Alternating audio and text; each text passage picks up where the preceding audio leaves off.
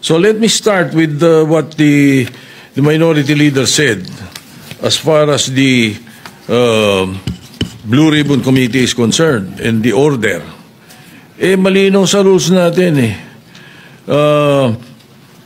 a witness cited in contempt may be ordered by detained in such a place as may be designated by the committee alone or andun yung or with the concurrence of the Senate President by either one detention order.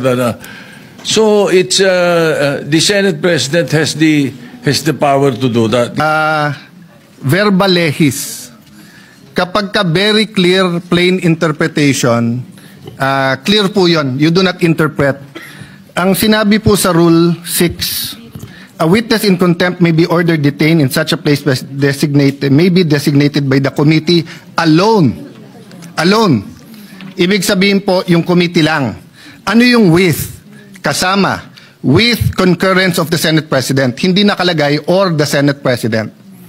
So you ask all the lawyers here, they will tell you, ang ibig sabihin nito, pwedeng kumuha ng concurrence or pwedeng hindi. Yun yung or. Hindi po to committee or the Senate President. That's why if you go to the last paragraph, the order may be lifted by the chairman with the concurrence of the Senate President. The Senate President cannot lift ang nakalagay doon with the concurrence. Hindi rin pwedeng yung committee. So na-violate po rules natin because it was not the committee alone.